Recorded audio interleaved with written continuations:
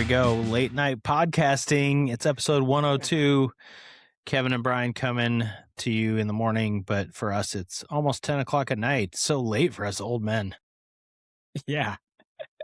You went to the Mariners game too, man. Yeah, I went Friday and tonight. I'm 2-5. Just what the Mariners needed to get to first place. They needed you. That's exactly right. I'm 2-5 on the season, so clearly that's what they needed. Wait, did they win on Friday, or is that when they got crushed? They lost 7-0. It was an awful game. And then the fireworks were mediocre afterwards, so it was a real bummer. No. Yeah. Oh, no. I can't really explain why the fireworks are mediocre, but they were. But Thursday night, Kev, I want to start with this with our leadoff for episode 102. I went and saw the Odyssey. How was it? In IMAX, like it's supposed to be seen.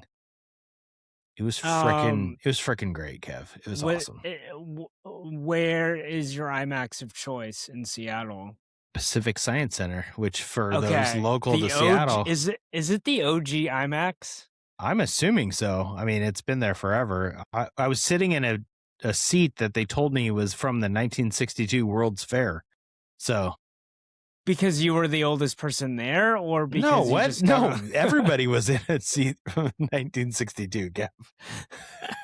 Not just me. Did you also take the 1962 monorail to the Pacific Science Center? No, we drove. I went with my son Lincoln. He loved it. 2 hours and 50 minutes, not 1 second was I bored. It was absolutely fantastic. It was tremendous. It was great. Is it still part of the freshman curriculum?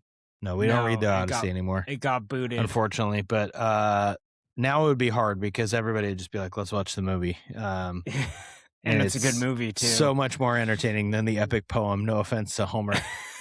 But there's two things I wanted to talk about that relate to sports. I don't know if I can make these connections or not, but the first is this.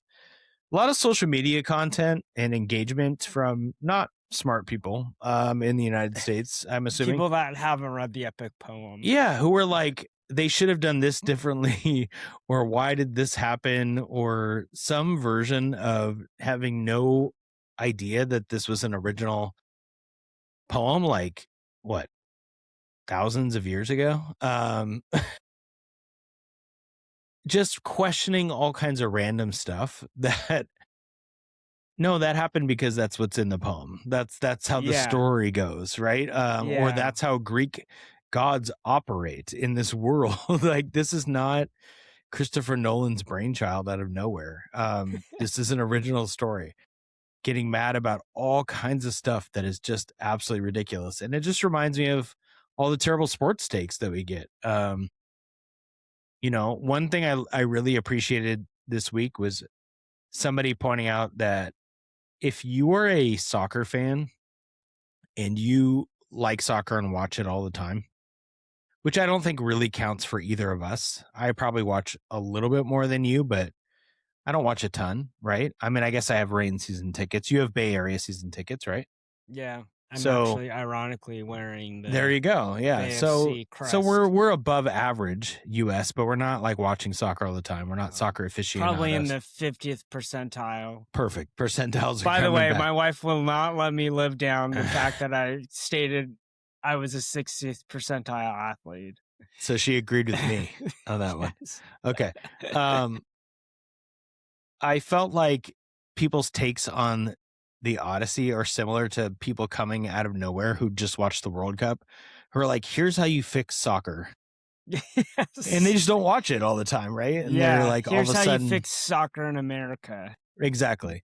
And the people who care about soccer and watch it all the time are probably so annoyed, as are all high school English teachers with the Odyssey takes. That's my first comparison. Yeah, that works. Yep. Also, Spain-Argentina was a terrible game. I'll stand on that. Second, Odysseus is gone for 20 years. I forgot that's his name. Yeah. Sorry, continue. It's okay. Penelope's his wife. By the way, just want to throw a little sidebar here. Anne Hathaway as Penelope, absolutely fantastic. I really hope she'll be nominated for an Oscar, but I hope she wins it. So good. Let me ask you a question. Yes. Is Matt Damon Odysseus? Yes, he's really good. Okay, I just want to make sure because I saw some media about it, and I wasn't sure if he was the main guy. He is. He will also get nominated. Might be his first win. He did a really good job. It's a really hard role to play, these different ages and different stages and times and different stuff like that. If you're going to the movie for Zendaya, you're gonna be disappointed. I'll tell you that right now. She's Athena, Greek goddess, and she's in it for like 5 minutes.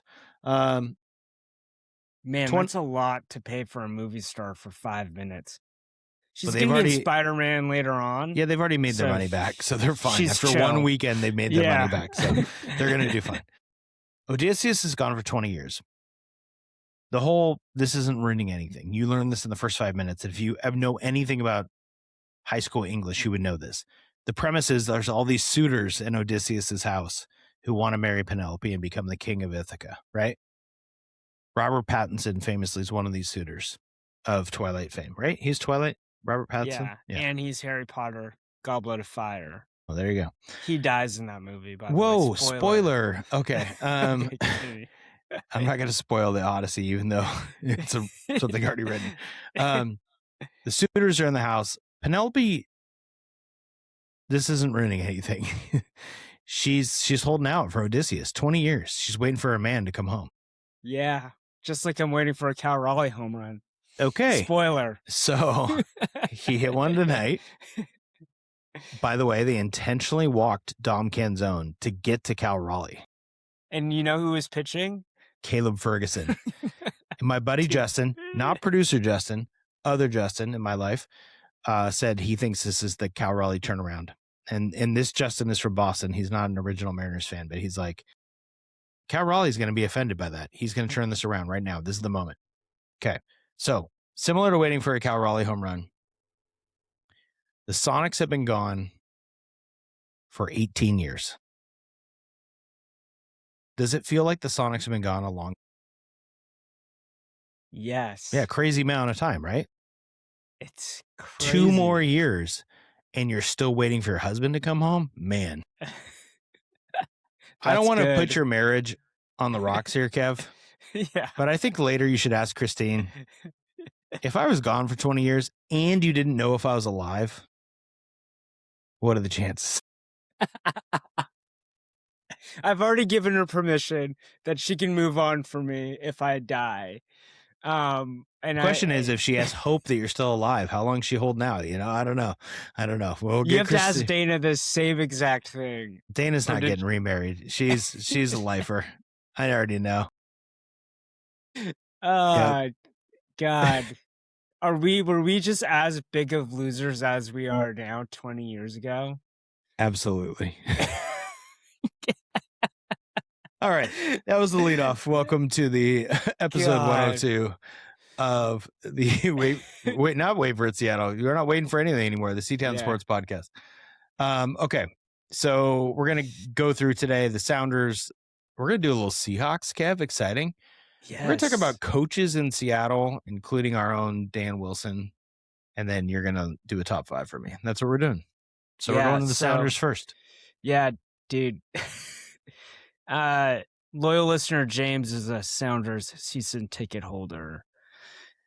And at one point, he sent me his stream of consciousness as he was watching this unfold. So let me read some messages. Thursday, 9:09 p.m. LOL, currently watching the worst performance by the Sounders in my ticket as an active fan / ticket holder. Next message. Kind of game that gets the coach fired, or the GM fired, or a bunch of players cut. Then James I respond to his... He's wrong on that. It's not happening. Earlier messages about Caitlin Clark. Sidebar. Okay. Then he continues. I'd compare the Sounders loss to the 21 Huskies against Montana, but that team was super talented. Next message. Sounders look like all the players they are paying big money suck. And I still haven't responded. James, this is my response to you on James, air. Here we go. We'll just handle it. Yeah. Brian, what is your reaction to those messages or just the loss in general? And let's give some context. What loss are we talking about? So the Sounders lost to Portland coming out of the World Cup break where again, going back to the soccer community, I mean, watch parties, people are like MLS literally has a campaign that's like, we'll take it from here, right? Which is absolutely ridiculous. And again, if you're a Portland fan, maybe you're like, yeah, we will. The Sounders lost 5-1 to their rival coming out of the break at home. The only game they get to play on the World Cup grass. They tore up the grass as the Timbers tore up the Sounders. The metaphor worked. Sounders were terrible. I didn't watch it. I've talked to many people. I've read. I just gave you a reaction. You gave me James's recap. It was a travesty. And so I think the bigger question here is, what are the Sounders doing? And this is where many season ticket holders I know are asking this question and wondering if they should renew their season tickets. Now, I thought to myself, they've got to be down on season tickets, right? Their average attendance is up this year compared to the last couple of years. I don't know why. I don't know if that's promotions. I don't know if that's opponents. They did get a good crowd for the Portland game, probably World Cup fever, right? Didn't go well. People probably won't go to the next one. Yeah. The bigger issue with the Sounders, I think, for season ticket holders is, what's the plan? What are they doing? So obviously they beat Inter Miami and won the Leagues Cup. I think that's what it was called, last year. And they didn't really do great in the playoffs. And this year they're in the playoff race, but Kevin, they've scored 18 goals on the year. Yeah. To put that in perspective, Inter Miami has 38 goals, Kevin. Yeah. They lead the MLS. Sounders are bottom 5 in scoring. They're also really good defensively, so they're relevant because they've only given up, I think, 16 goals on the year. Yeah. But I looked a few things up. Sounder at Heart, which is a great website talking about, the Sounders and all this. The Sounders have done a great job of giving away talent for money and trading for this thing called GAM money and trading away international roster spots and all this stuff, right? But they're not signing anybody. When I looked at the 2026 offseason, your Seattle Sounders spent $0 acquiring any players. 0. Meanwhile, obviously we're not going to be Inter Miami going and getting Messi, but teams are going and getting good players from all over the world. The Sounders used to do this. They used to get Obafemi Martins, and obviously Clint Dempsey was the big one. I mean, that's one of my favorite Seattle sports fan memories, is tracking Dempsey on Twitter, whether he was coming or not, and then being at the match where he takes off his jacket and he's wearing a Dempsey Sounders jersey. It was awesome for something that didn't happen on the field. And the ones they went out and got, like Pedro de la Vega, has been super disappointing. They've re-upped on Jordan Morris and Albert Rusnak, who are kind of over the hill now, it looks like. They're kind of a mess. So to James's point, they're not going to fire Schmetzer. You absolutely should not. We'll get to that later. But they got to do something. So maybe it is a GM, somebody in ownership.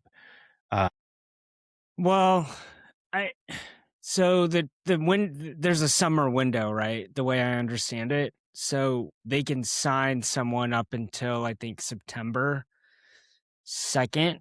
And I see you're Googling right now, so you can tell me if I'm wrong. Yeah, I'm going to double check it. And they have all this. Yep, you got it. Yep. Scam. Their 2 international spots are taken. Now, they can. Well, they traded their international spots away. So there's nobody they're going to go get. They traded them for this money. Yeah. There's nobody they're going to go get. I don't know. I mean, they've said publicly that if they continue not to score goals, they'll go get somebody. I don't know who that is. I don't, and again, in soccer, it's really hard. It's not like the MLB trade deadline where we're all like, hey, I'm reading rumors about Luke Weaver and Jason Adam of the pod, these relievers, and how we can get them. And I know all these players. It's not like that. I don't know all these players they could get, but Sounders don't have a track record of going and acquiring talent. Especially at this, like in this summer period either, where there is some movement. They haven't done anything in a calendar year to improve the roster. Yeah. And if this were the Seahawks or the Mariners, this town would be up in arms about it. You think the Mariners fans are mad now? Imagine if they just never made moves. Imagine they didn't re-sign Naylor or trade for him last year, didn't trade for Donovan, who I know has been hurt. And people want to, this is another thing about people's reactions to everything. People are like, what a dumb move. I'm like, everyone was so happy we got Brendan Donovan. Chill. Yeah. You know, imagine we didn't do any of these moves. Didn't trade for Geno last year. You know, whatever it is. That's what the Sounders are doing. I think there's a rumor out there that ownership is broke. I think that's a rumor. Who knows? You know, is that why they can't sign anyone? I have no idea. I have no idea what's going on. Yeah. The one last point that I want to make is that I think it's frustrating. I think the obvious counterpoint to our discussion is that they're in the playoff race, and they've shown that if they're in this position, that they can go all the way. They obviously have a great defense, one of the best in the league. But it's the idea that there's no direction is a very real thing, where you can look at who I was watching tonight was the Seattle Storm, and it's very obvious that they have a plan. They have a plan. It's very obviously the Seattle Mariners have a plan. It's very obvious the Washington Huskies football team has a plan. It's very obvious the Seahawks have a plan. The Sounders, maybe and I think I think you're right. They'd say their plan is to just do what they're doing right now and be competitive in the playoffs, but that's probably not enough to win a championship. So no, yeah. They're not young. They're not explosive. I mean, here's the other thing, Kev, to wrap it up as your point. I think you great points, by the way. I think you're totally right. That was a great comparison to other teams. It's kind of like Husky men's basketball, actually. Now that you're flashing, I'm thinking about all the teams. Like the Husky football team has a plan. You know, it's kind of hard in the NIL area. The women's team certainly has a plan. That Husky men's team, nobody knows what they're doing. Are they going old? Are they going young? That's kind of the Sounders. They've literally had a new team. It's kind of the opposite from the Sounders. Yeah, that's a good point. Yeah. Where the Sounders have not changed, but it's like the same idea with the Huskies team, because it's like they have a new roster every year, but it's like they've had a new roster the past 2 seasons and nothing's really happened because of it. Same thing with the Sounders. They're just going to be like a playoff team that doesn't go all the way. I guess in fairness to the Sounders, right, the counterpoint would be they do have an identity. You know, this was a big talking point this morning on 710 about the Mariners and whether they have an identity, which I'm not sure they do. Sounders have a defensive identity. But if you watch the World Cup and you watch teams that hunker down and park the bus and play defensive soccer, I don't care if you like soccer. Nobody wants to watch a team who can't score. Yeah. And that's the Sounders. So yeah, it's not very fun. It's not very fun to watch. So yeah. And that's been where the Rain have been a little bit too, although they've been a little bit better. Soccer's not great in the city of Seattle, unless you want to go watch the Huskies, men's and women's soccer. Very good. So there you go. All right. Speaking of football. Yeah, nice American transition. Football. Amazing transition. Kev, I just want to tell you that the Seahawks won the Super Bowl last year. Yes. It's amazing. Don't forget, man. I do kind of forget. You definitely don't need to change anything with that team. I mean, I saw this clip today as I was it one of the Mike McDonald clips that's circulating, or no, just something else? It was just a random TikTok. You know, when you're on teacher summer, you get on TikTok for a while. And it was basically like a compilation of how was a team coming off a Super Bowl win with a roster returning so undervalued and underappreciated. And I think that's really true. Yeah. I hope that people pick us not to win it all. So it gives this absolutely nobody's picking the Seahawks to even go to the Super Bowl, right? It's great. It's Rams. Great. It's gonna be Rams. There'll be some Bears. Yeah. Who else in the NFC would people potentially pick? There'll be a couple Packers. People always think LaFleur and Jordan Love can do it. Lions, come back, which makes sense. They have a good franchise. Eagles, people pick the Eagles. They kind of rebuild, come back. No one's picking the Seahawks to go to the Super Bowl. I bet if we'll do this for an episode, we'll go to like as many preseason publications as we can, and we'll see how many pick the Seahawks to go to the Super Bowl. Even just go. Yeah. Which, granted, it's hard. Okay, but we're not ready to go fully into the Seahawks yet. We'll be able to digest some Hard Knocks episodes and all these things. There's two things I want to talk about. One is the rookies because they've reported, and I want to do a quick lightning round rookie thing. But before that, did you see the news today that Nick Emmanwori is on the PUP list? Yes, and for my mother that's listening, the PUP list Nice. is what? Physically unable to perform, which means all kinds of things. So when people hear it, they freak out. You can literally be taken off the PUP list the next day in the preseason, and you're ready to go. One rumor is Mike McDonald famously has a conditioning test when you come to camp that you have to pass. So Some people are theorizing maybe Nick Emmanwori didn't pass it because reporters like Corbin Smith, who's really good, and Brian Nemhauser, Hawk Blogger, and Seattle Times guys, like nobody has said he was hurt in any of the mini camps and stuff. Didn't talk about anything. So either something happened between now and then, or he's just not in. He didn't pass the test for whatever reason. I'm hoping it's the latter. Things are good to go because Nick Emmanwori might be my favorite Seahawk right now. I think he should be everybody's in some ways because he changes their team completely. Any worry about Nick Emmanwori, or are we just going to wait and see? I'll wait and see. I'm not worried at all, though. Okay, great. All right, let's do a lightning round with the rookies. So rookies reported. It's good to refresh everybody on the rookies. I want you to give me a 1 to 10. No, you can give me a 0. 0 would be they get cut. They're not making the roster, okay? Yeah. 10 is Nick Emmanwori last year as a rookie in terms of impact. Okay? Yeah. Where do you think these guys will go? So we're going to start. Let's start from the bottom. 7th round pick, number 255 overall, cornerback Michael Dansby from Arizona. Give me a 0 to 10.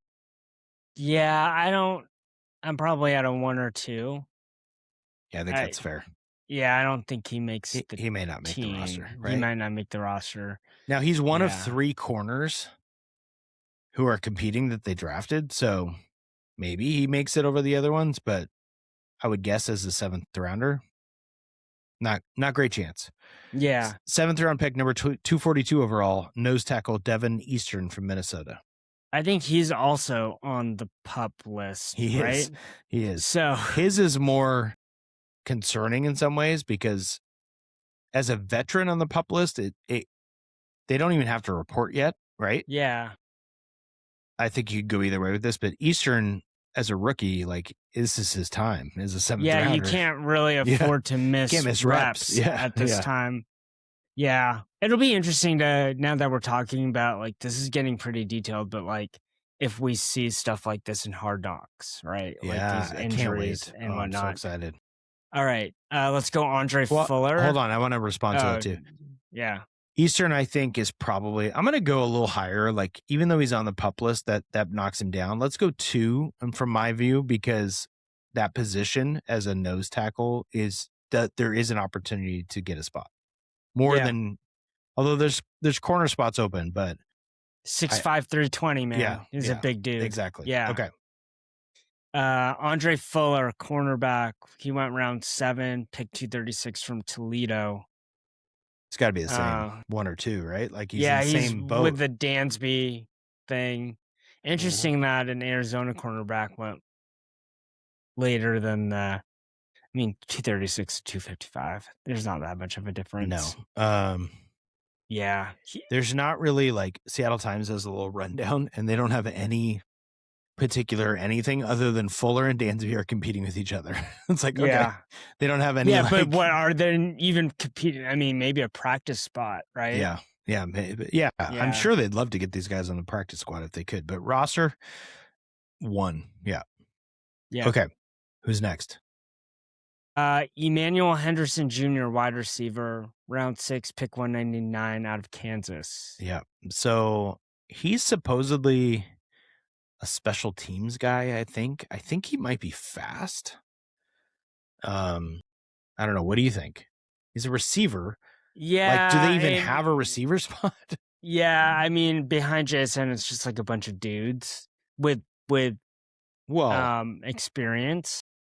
I mean, a bunch of dudes, but I mean, crowded is what I meant. Not it's very crowded, right? Those guys aren't. Remember, good, they re-signed Jake Bobo.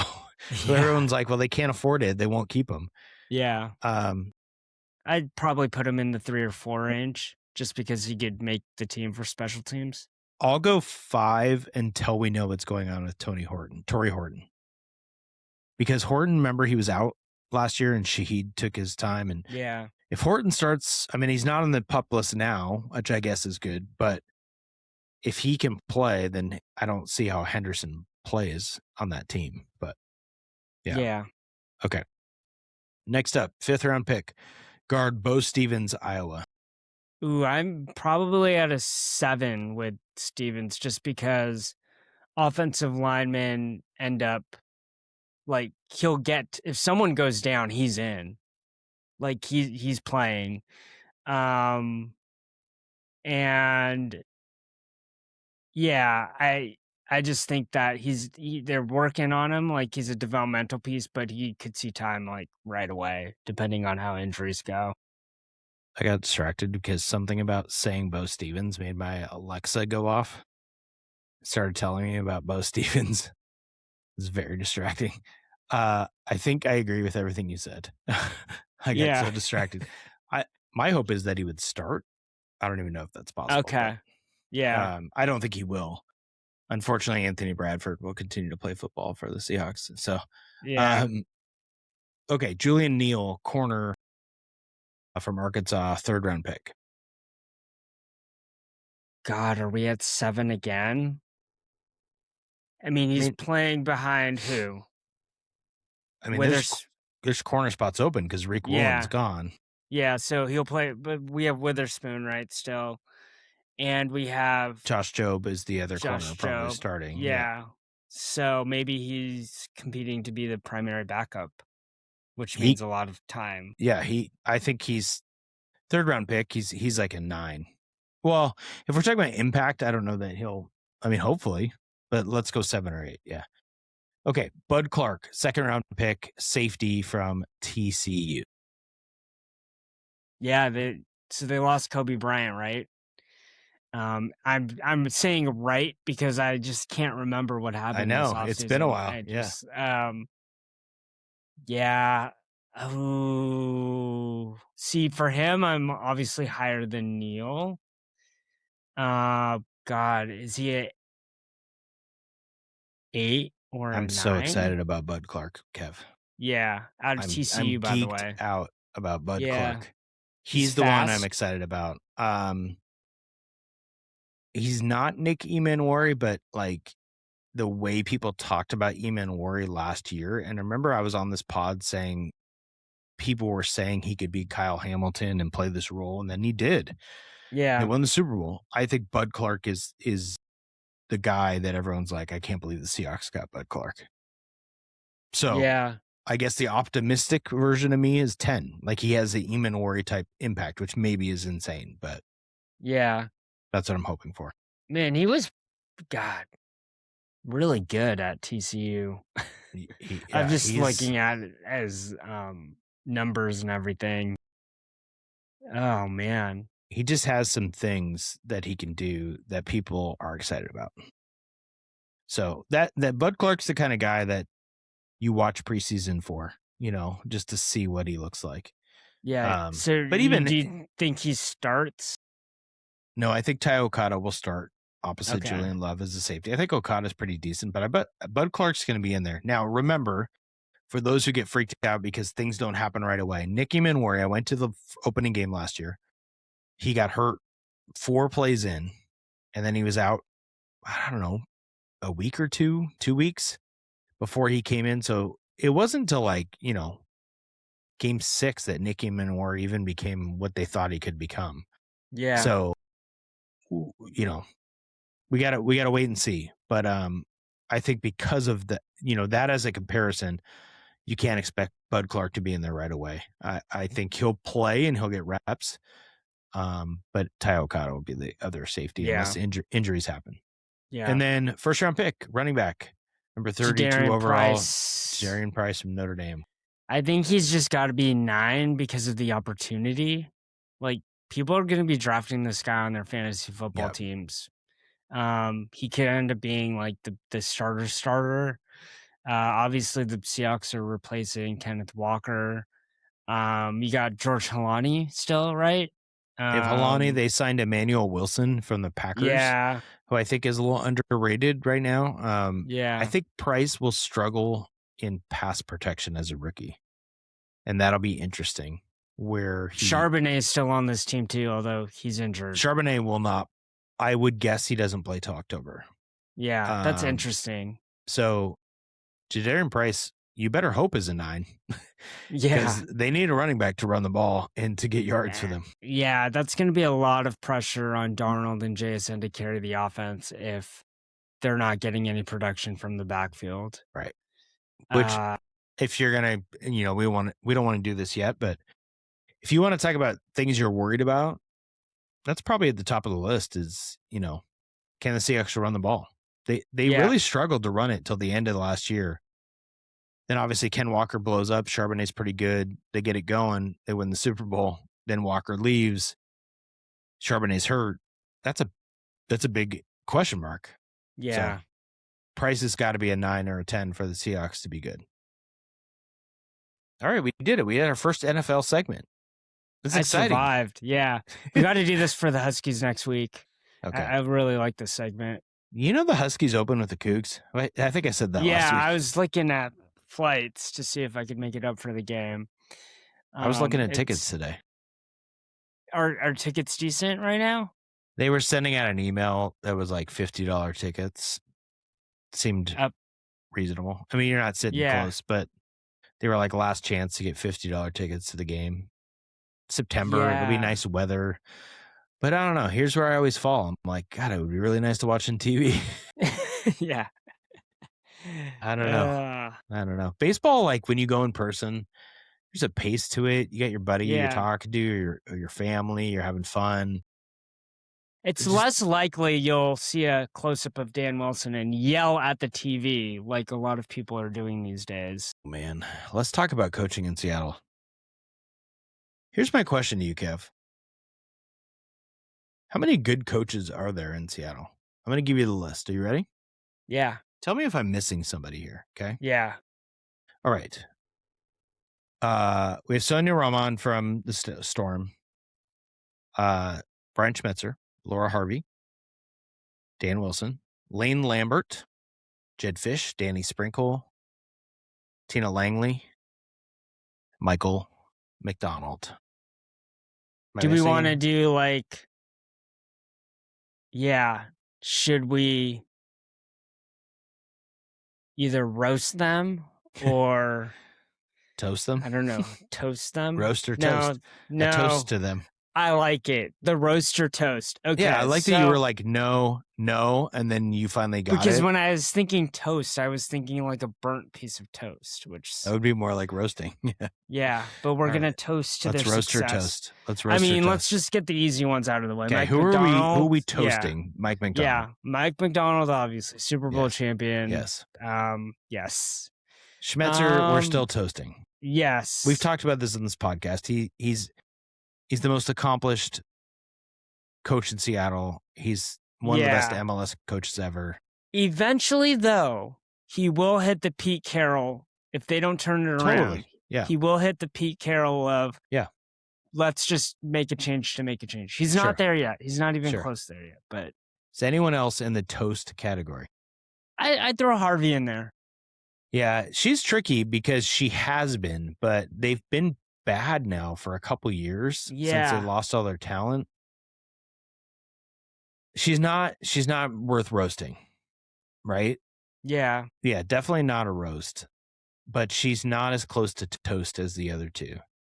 I think honestly Langley is maybe above Harvey right now. for the UW women's basketball team. Yeah.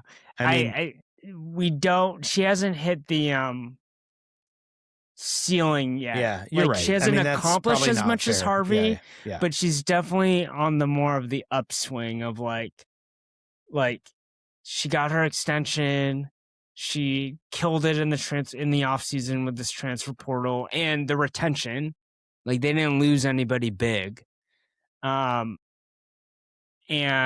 it just, especially with this 50-year rule, like she could have a nice little run. They're going into next year, 2 season, ranked 17th in the country by ESPN. Yeah. The way too early top 25. They have Savia Sellers coming back. They have Avery Howell coming back. They have Bryn McGoy coming back. The thing I read today, Kev, I do want to bring this up really fast. I read this on Facebook and it was a link, but it was to a UW blog. I think this is legit, and I want you to confirm it maybe for next week with your lawyer knowledge. Yeah. Kevin's employer, this is not a job thing. I saw that Hannah Stein is part of the lawsuit to try and get 5th year. Yeah, I did see this. Yeah. And I love Hannah Stein. She's such a glue player. That would be, I mean, if they won and Hannah Stein came back, that team is awesome. Yeah, and those lawsuits are actually succeeding right now. Right, that's what I was like, oh, this is intriguing. Yeah. The only losers of these lawsuits, well, actually the losers of this 5th-year rule are all these 2027 recruits that are not going to have spots on these teams. Well, what's interesting, and we could talk about this a different time, but so Savia Sellers is going to be a senior, but she's in the 2-year window where she can get a 5th year. And then the class below her can get a 5th year, but like Bryn McGoy can't, right? Or did they change the rule where you get 5 now? What year is Bryn McGoy right now? She was a freshman last year. Yeah, she'll be around. I mean, they do just the let new you players choose. Get 5? The new players get 5, but the old players can choose which eligibility model makes sense for them. Got you. But Hannah Stein, who graduated last year, they're out. They're the class that got eliminated. Unless she wins a lawsuit. The lawsuit is like, why? Why are you giving it to everyone else? You know what I mean? Like, it doesn't. It's unfair. I think it's a great lawsuit. I mean, this is my juvenile law knowledge, but what is the argument for just kidding? You don't get it, but everyone else does. Yeah, I guess the argument is that just like it's arbitrary. Right. They could have made this whole thing could have made this rule change earlier, right? To give them more notice, right? It's the rules are all messed up because it's like, how is this person that's older than me coming from Europe? Yeah. That's played professionally for 2 years. Yes. Getting multiple years of eligibility. When I was, I have XYZ. I'm studying chemistry and going to the UW, and I can't play a 5th year. Yeah, exactly. Yes. Yeah. So I think they're going to win it. I think Hannah Steins might be on the roster. That's exciting for Tina Langley. That was a side note. Okay. I think you have a great point about Harvey. I mean, she's done it way longer, way more ceiling than Langley, but I don't think Langley's anywhere near getting roasted. Yeah.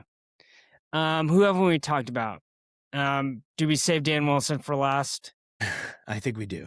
Okay, so let's talk about Lane Lambert. So is it? Well, sure. Yeah. Let's do Lane Lambert. I mean, he gets a pass for year 1 because the team sucked, and I guess, but got I think he's in the middle of getting a little roasty. Yeah, there's a little fire. Yeah, I mean, how much of it is the coaches and not just the org? Like they're burning through these coaches. That's the best argument for him, right? Is that it's a system problem, not a coach. It's a system problem. They've gone through 3 coaches in 3 years and they've sucked. Yeah. So, but he's got a little roast coming. Yeah. What about Sonia Raman? Wait, is this true that they were in a playoff spot at one point? The Kraken? I can't remember. What do you mean? Look back. Like, have they made the playoffs? No. Back okay, so trade deadline was back in March, right? Like, weren't they still in the hunt at that point? Yeah. I mean, they were in the hunt for a while because the wild card is accessible. Collapsed. Well, they never really, they were playing good. We had a pod where we talked about they were playing good hockey. They were in the wild card spot, technically. Yeah. The question around the trade deadline was, do they sell off the guys or they go get somebody? They actually went out and got Bobby McMahon, who they re-signed, which was a great trade. Yeah. They didn't end up selling off guys who are free agents now, which may have been short-sighted. Yeah. But Lambert's got a little roast to him.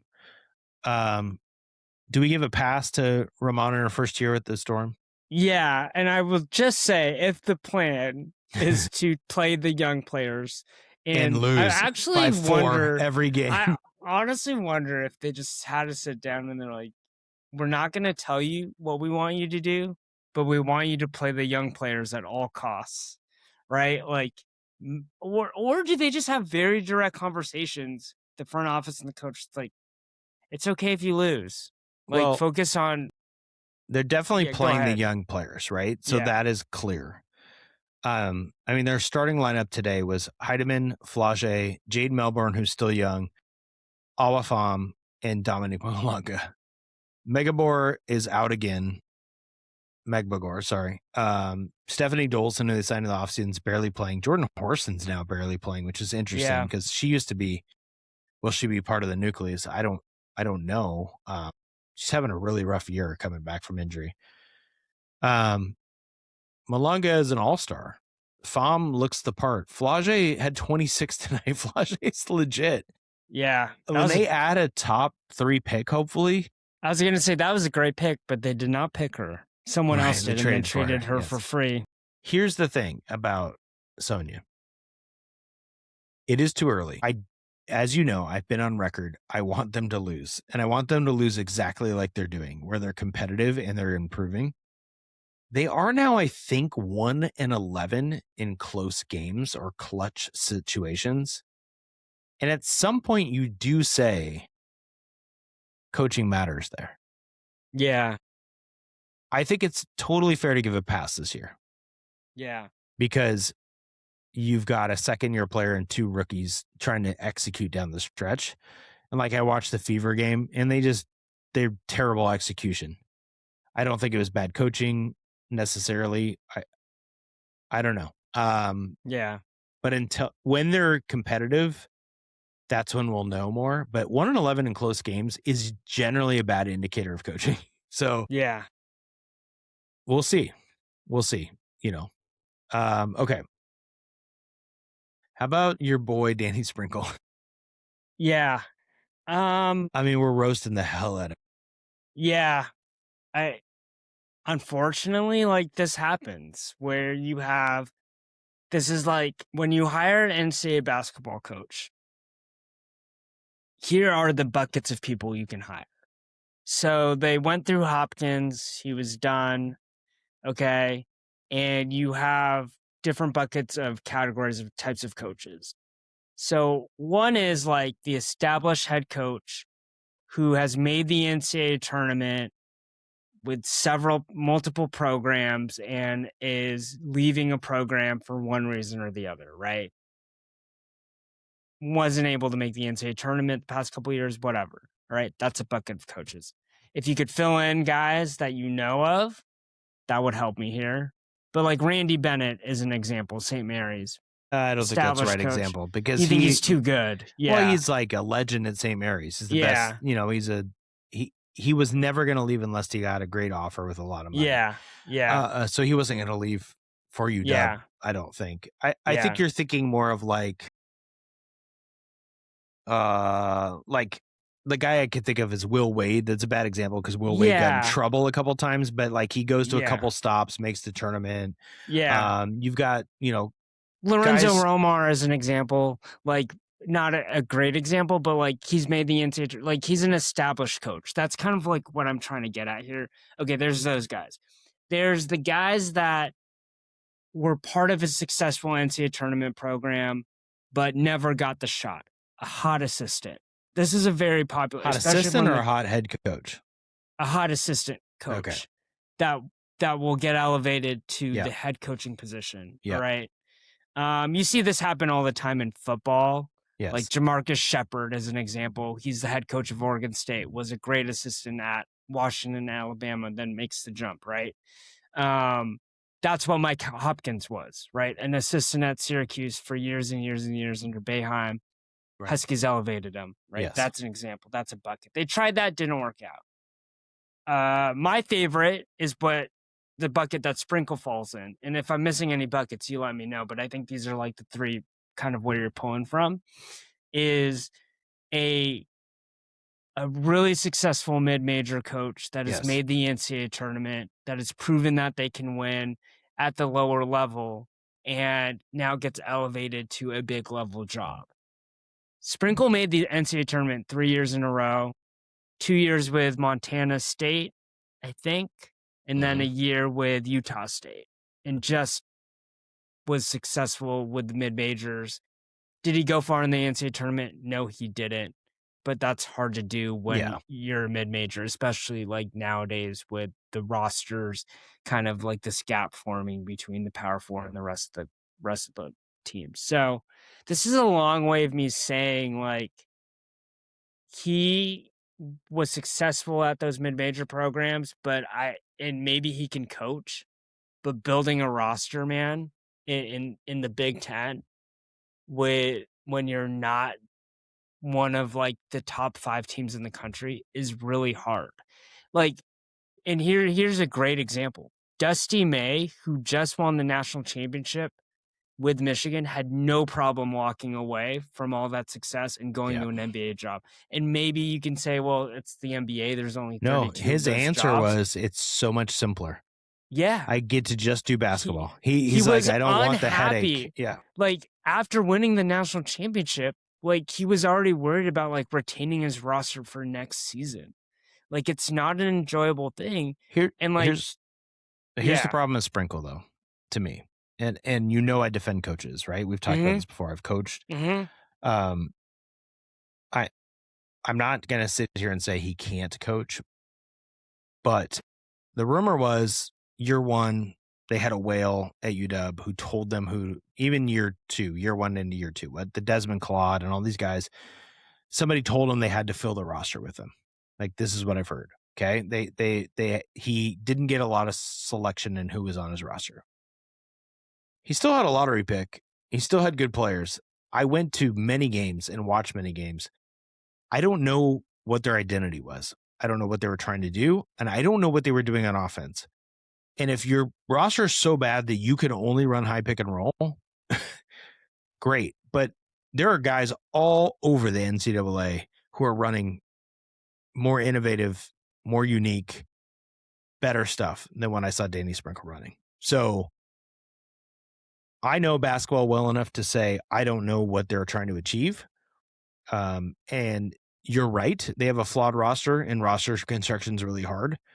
You got to be able to do something with that roster that looks like a plan. And it didn't look like they had a plan to me.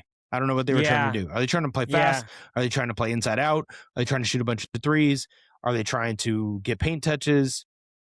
And if they had a plan, it wasn't clear when you watched them. Yeah, and I think that's what happened with Hopkins down the stretch. Like, Hopkins was the worst at this. They went from zone to man to high ball pick to they tried this elbow offense. I remember going to practice. They ran this elbow offense that actually this might have been Romar at the end. They started running this offense that the UCLA offense that then they abandoned 4 games into the season. I'm like, you're lost at that point, right? You have to know your roster well enough to get an identity, to play to an identity. And if you're wrong, you're wrong. And you have to adapt, sure. And maybe some great coaches have some great story about adapting to a different, scheme or offense or defense. But I don't think so. I think people know who they are and they run a certain way. And they hang their hat on that. Like, people don't like Nate Oates, if you know Nate Oates in Alabama, because he's kind of like a used car salesman type dude. That guy has a system offensively.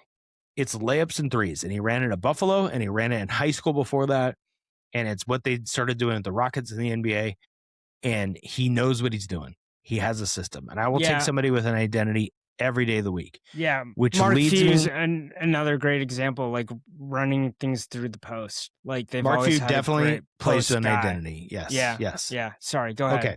No, that leads me into our last two coaches.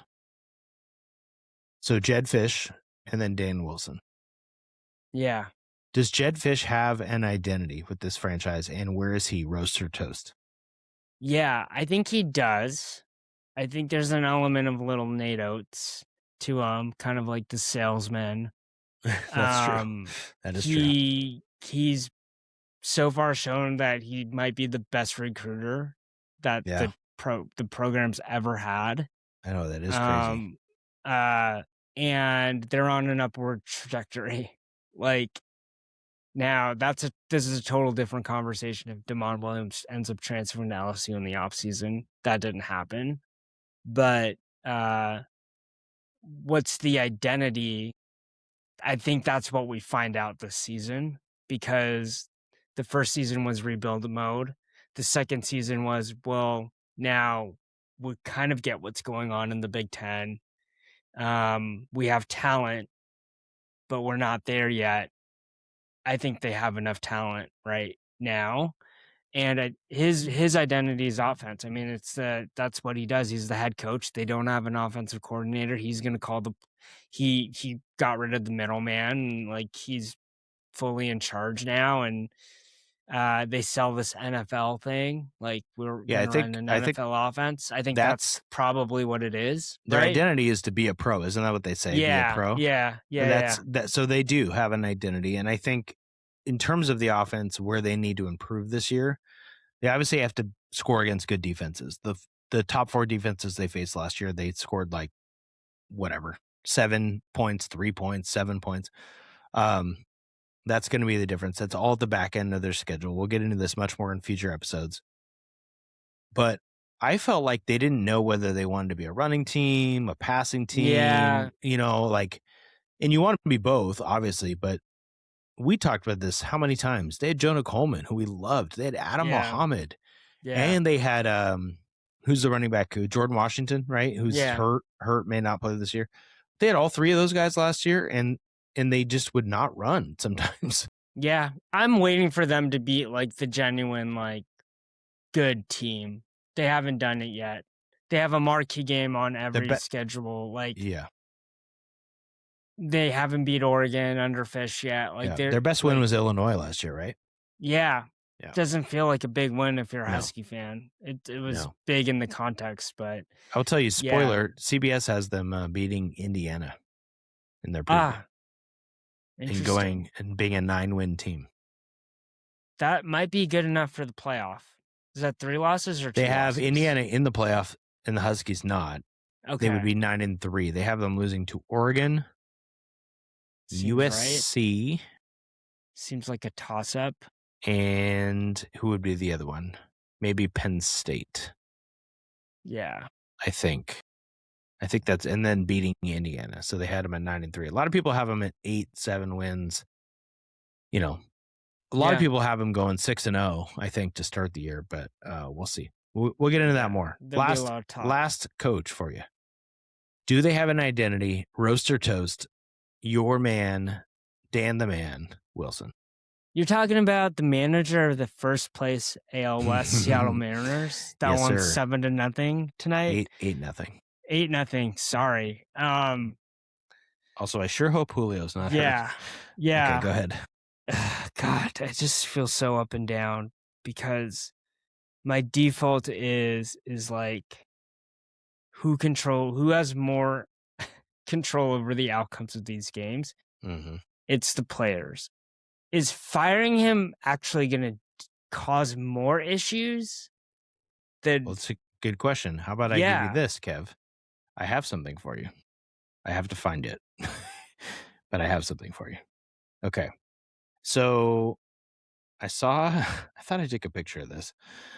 I saw just a terrible tweet. I love terrible tweets.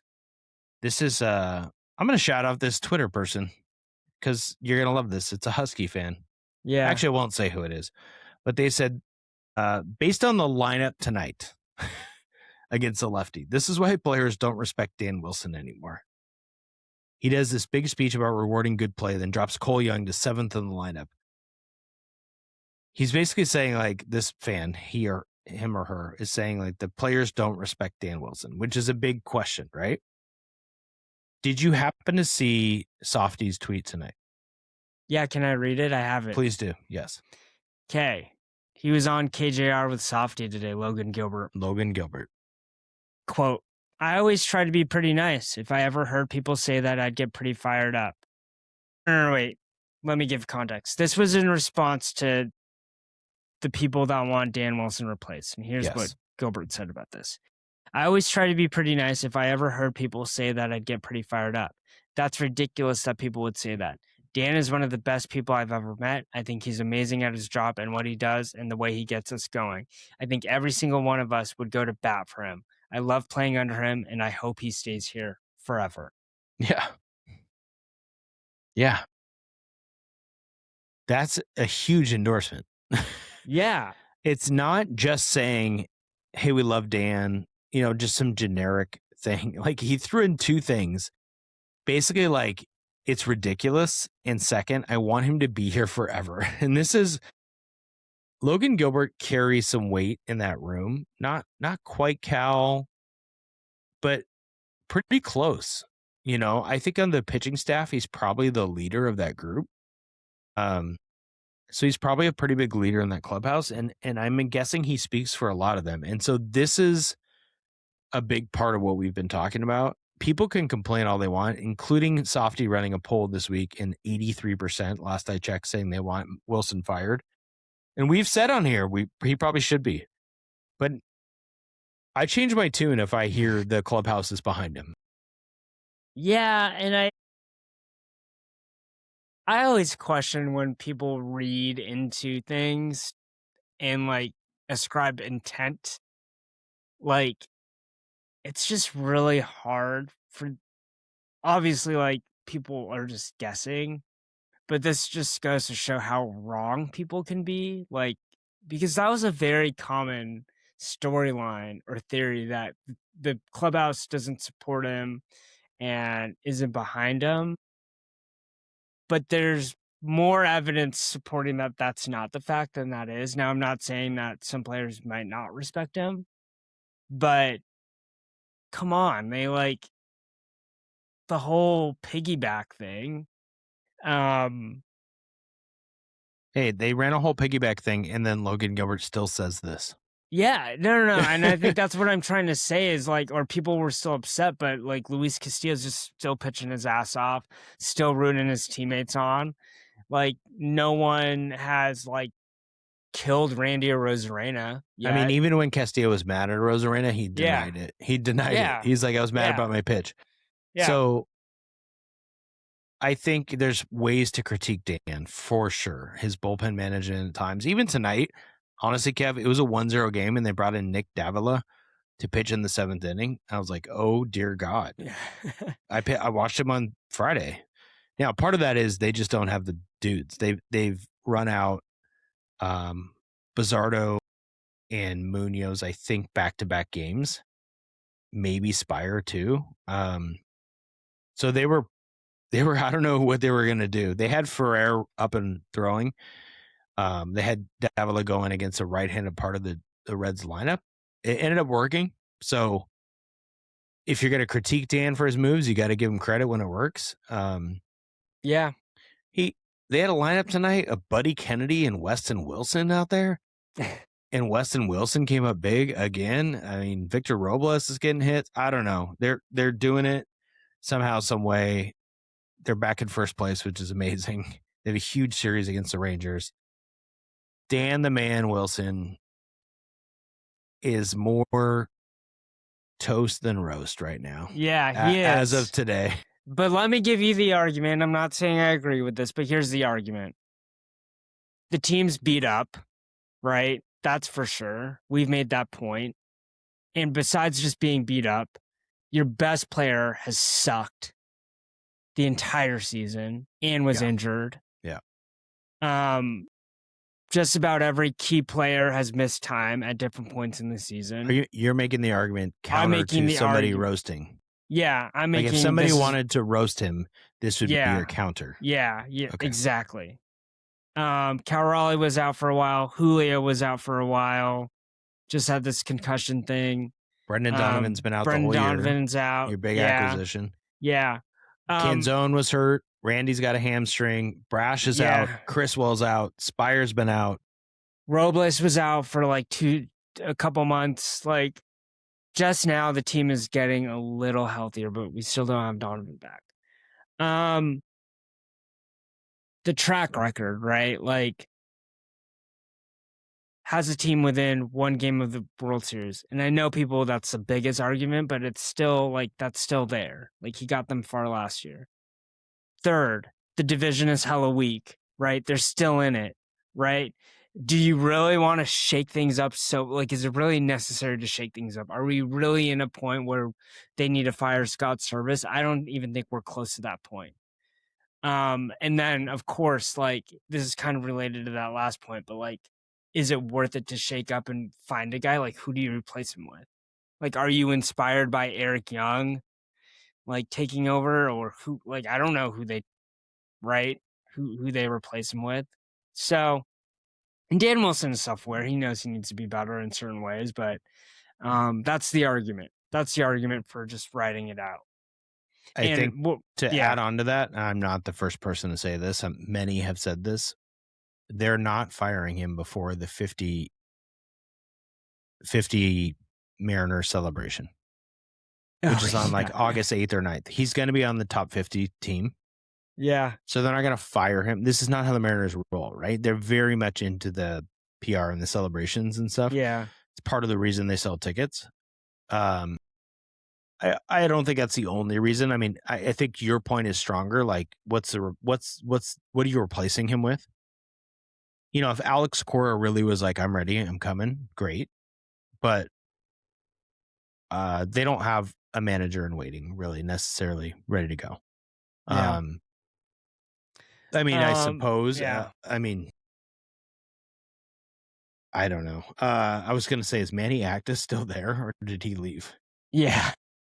I mean, Manny Acta's been a coach before.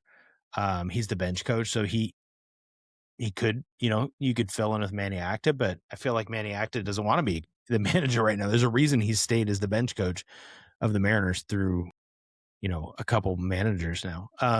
Yeah. They're not going to fire Dan Wilson before August 8th or 9th because of that weekend, top 50, right?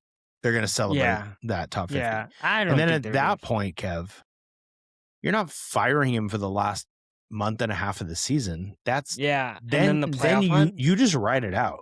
Yeah. Like, that doesn't make any sense. So he's going to be the manager the rest of the year, whether people on Twitter like it or not. Hopefully they have more nights like tonight. We're leaning toast instead of roast because they won 8-0 tonight. Here we go. Yeah. Right. Mariners are in first place. Let's go. Brian, are you ready for the top 5? I am. I'm so excited. Do you want a little? I think our numbers just went up because of that sound effect. That's amazing. That was so good. Do you want Seattle Storm or do you want World Cup? I do not want World Cup. Okay. Contrary to my wife, who is so depressed that the World Cup's over, I'm so happy it's over. I love the World Cup. Her comment to me at the Mariners game on Friday was, "Oh man." I said, "What, Dana? What's going on?" She said, "There's gonna be baseball on TV at our house all the time now. It used to be soccer for the last month." Yeah, you can turn on some WNBA though. So I watched the Storm the other night. They were super entertaining, and they lost to the Fever and Caitlin Clark's career high.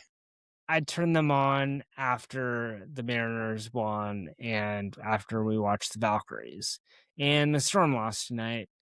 But we're going to keep it positive for the top 5. Okay, Dom Malonga is going to be a reserve for the Storm for the All-Star game. I want you to name the top 5 most All-Star appearances as a Seattle Storm. Sue Bird, number 1, 13 appearances.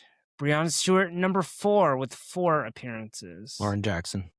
Number 2 with 7 appearances. Jewel Lloyd. Number 3 with 6 appearances. So now I have to get number 5. Yes. Swin Cash. Ooh.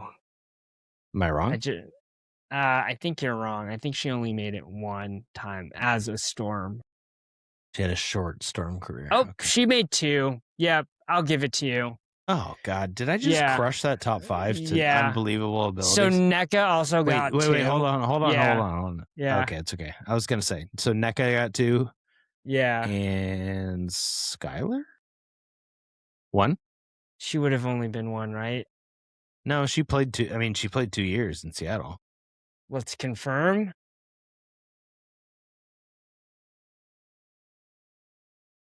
She only made it 1 year last year. Tina Charles maybe made 2. I don't know. Yeah. Ezzy really made it one time. Ezzy made it one time for sure. Tina